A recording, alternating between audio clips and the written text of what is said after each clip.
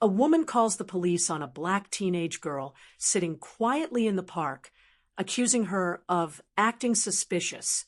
But what she doesn't know is that this teenager isn't just any kid. She's the daughter of the town's mayor. What happens next will leave the entire neighborhood stunned. The park was alive with the gentle sounds of kids playing, leaves rustling, and dogs barking in the distance. On a shaded bench sat Maya Thompson, a 17-year-old honors student, reading her favorite novel. She wore headphones, lost in the world of music and words, unaware of the storm brewing nearby. A few yards away, Karen Walters, a woman in her late 40s with a sharp bob haircut and an even sharper temper, noticed Maya. To Karen, the sight of a lone black teenager in her neighborhood park felt out of place, though she had no real reason for thinking so. Karen's eyes narrowed. She pulled out her phone and began dialing. "Yes, I'd like to report a suspicious individual," she said, glancing at Maya as if expecting her to run. "She's just sitting there. Yes, suspicious." Across the park, an elderly couple overheard the call and frowned. One of them whispered, "She's just reading a book." Within minutes, the distant wail of sirens cut through the peaceful afternoon. Maya looked up, confused, as a police SUV rolled up to the curb. Two officers stepped out, their hands resting on their belts. Karen stood tall, pointing dramatically. "That's her. I saw her wandering around before she sat down." Maya removed her headphones, her heart racing. "Is something wrong?" she asked, trying to keep her voice steady. The lead officer approached. "We got a call about suspicious activity," he said. Maya's brow furrowed. "I was just reading." Karen folded her arms, confident she had done the right thing. But what she didn't know was that her phone call was about to backfire in the most unexpected way, because the girl she had targeted was not just an ordinary teenager. If you saw someone unfairly targeted like this, would you speak up or stay silent? Drop your answer in the comments. I'm reading every one. The officers glanced at each other, sensing this wasn't an emergency. Still, procedure meant they had to ask questions. "Miss, can we see some ID?" the lead officer asked politely. Maya reached into her backpack and handed over her wallet. Her voice was calm, but there was a sharpness in her gaze. "Is there a problem, officer?" Karen hovered nearby, eager to insert herself. She was loitering. I saw her wandering aimlessly before she sat down. Who knows what she was planning? One of the officers sighed. "Ma'am, sitting in a public park isn't illegal." Karen's eyes flashed. "Don't you take that tone with me. I know trouble when I see it." The lead officer opened Maya's wallet, glanced at the ID, and froze for a split second. Then his expression changed, subtly, but enough for Karen to notice. He cleared his throat. "Maya Thompson?" "Yes," Maya replied. "You related to Mayor Thompson?" Maya tilted her head slightly. "She's my mother." Karen blinked. "Wait, what?" The second officer tried to suppress a smirk. "Mayor Thompson's daughter," he confirmed, as if making sure he'd heard correctly. "That's right," Maya said, standing now. Her posture was steady, unshaken. "And I'd like to know why you were called here today, when I've done nothing wrong." Karen's confidence wavered. I didn't know." "That shouldn't matter," Maya interrupted. "You judged me before you even spoke to me. What if I wasn't the mayor's daughter? Would you have tried harder to have me removed?" The crowd nearby had started to take notice. Phones were out, recording. A jogger whispered to another. Karen messed with the wrong person. The officers closed Maya's wallet and handed it back with respect. "Sorry for the inconvenience, Miss Thompson. Enjoy your afternoon."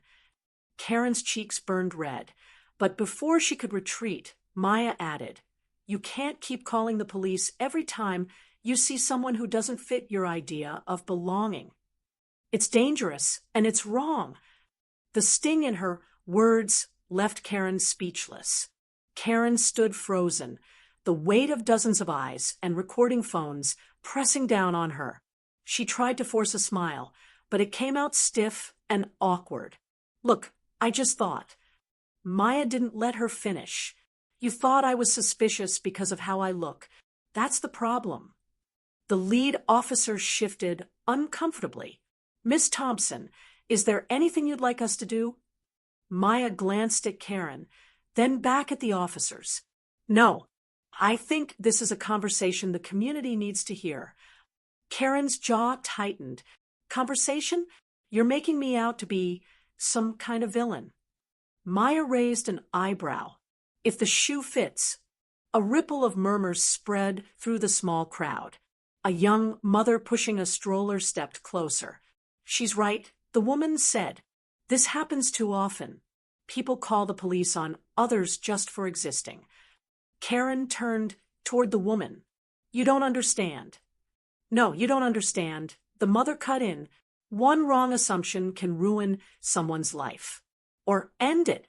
The atmosphere in the park had shifted. Karen could feel the judgment around her, not from a place of malice, but from truth she didn't want to face. Maya took a breath and softened her tone, slightly. You could have just asked me if I was okay, or if I needed help. Instead, you escalated it. Karen's eyes darted toward the police, hoping for backup, but they stayed silent. Finally, the second officer spoke, his voice calm but firm. Ma'am, it's important to use 911 responsibly. False or unnecessary calls tie up resources that could save lives. Karen felt the sting of his words. For the first time, she realized she wasn't in control of the narrative anymore. Maya turned to the crowd. Let's stop assuming the worst about each other. If we want this community to be safe, it starts with trust, not fear. There was a small round of applause. Even the officers nodded. Karen looked down, avoiding everyone's eyes. For once, she had nothing to say. The next day, the story was everywhere. Clips from the park had gone viral, shared across social media, discussed on local news, and debated in community forums. Headlines read, Mayor's daughter targeted in park by 911 caller, and viral video sparks conversation on racial bias. Karen sat at her kitchen table, coffee untouched, scrolling through the comments. Some were harsh, others painfully honest. One read, she could have gotten that girl hurt. Another said, we need to do better as neighbors. Her phone buzzed. It was a message from the mayor's office. Mayor Thompson would like to speak with you. Are you available this afternoon? Karen's stomach dropped. She almost didn't reply, but guilt nudged her. She agreed. Later, she walked into the City Hall meeting room, where Mayor Thompson sat across from her. The mayor was poised, wearing a calm but unreadable expression. Karen, the mayor began, I've seen the footage. I wanted to speak with you face to face before deciding what happens next. Karen swallowed hard. I didn't know she was your daughter. The mayor's eyes narrowed. That's exactly the point. It shouldn't matter. Maya was doing nothing wrong, and you made her a target. Karen's shoulders sagged. I realize that now. The mayor leaned forward. I'm not here to shame you, but I am here to ask, are you willing to learn from this? Because if you are, there's a way forward. Karen hesitated, then nodded. Yes, I don't want to be the person people saw in that video. The mayor outlined a plan. Karen would attend bias awareness training and volunteer at the community center alongside people from all walks of life. She'd hear their stories, work beside them, and see firsthand the impact of assumptions. For the first time since the incident, Karen felt something other than defensiveness. She felt the weight of responsibility. I'll do it, she said quietly. 3 weeks later, Karen walked into the community center for the first time as a volunteer. The air smelled of fresh paint and coffee, voices filling the space with a warm buzz. She was greeted by Marlene, the same program coordinator who had worked with the mayor on community outreach for years. You're Karen, right? Marlene said, shaking her hand firmly. Glad you're here. We've got a lot to do today. Karen nodded, still feeling the sting of her public mistake, but determined to prove she was taking the mayor's offer seriously. She spent the morning unpacking boxes of food, organizing clothing donations, and greeting families as they came through the doors. At first, some people recognized her from the video and kept their distance. But Karen kept working, smiling, listening, and asking how she could help. Slowly, the walls began to lower. During a lunch break, Maya herself walked in. She spotted Karen at the donation table and approached. Didn't think I'd see you here, Maya said, her tone guarded but not hostile. Karen stood up straighter. I owe you an apology, Maya. I judged you without reason, and I'm sorry. I can't change that day, but I can change how I act moving forward. Maya studied her for a moment. Actions speak louder than words. Keep showing up. Karen nodded. I will. By the end of the shift, Karen felt different, not redeemed entirely, but lighter. She realized the work wasn't just about serving others. It was about unlearning the fear and bias she had carried for years. When she left the center that evening, the setting sun painted the park across the street in gold.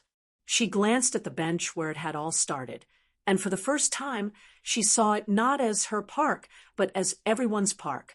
It was a small change in perspective, but it was the start of something bigger.